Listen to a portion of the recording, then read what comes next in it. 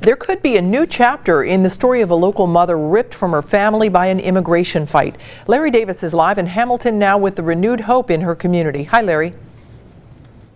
Hi, Cammie. In the months since the deportation of Marabel Trujillo, members of Saint Julie-Billiart Church here in Hamilton have been praying that somehow, some way, something would bring her back home to be with her family.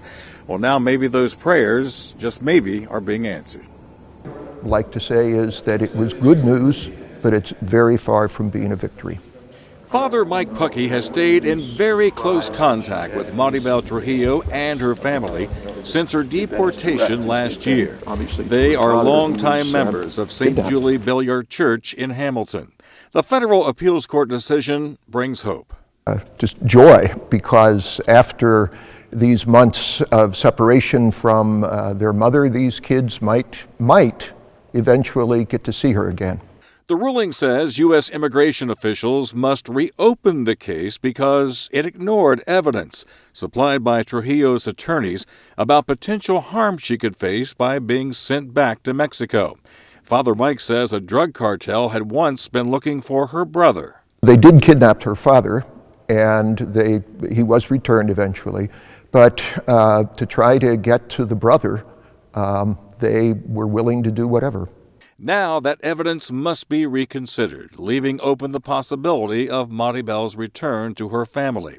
Since her deportation, her husband, Gustavo, has been overwhelmed as a single parent of four.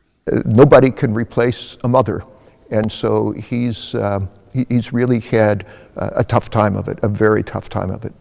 Meanwhile, Marabel's family, as well as her church family, wait, hoping for a family reunion. I'm cautious because I know that once a decision is made, sometimes it's very difficult for the government to say, oh, we were wrong.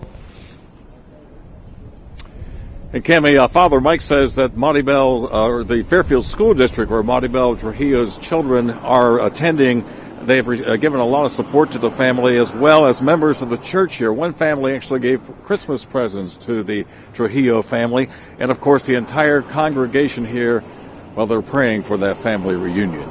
Live in Hamilton, Larry Davis, Local 12 News. Cammie, back to you. All right, Larry, thank you. Marabel's attorney says that the case will first go to the U.S. Board of Immigration Appeals. That process could take up to 2 months. A decision in her favor would send the case to an immigration judge.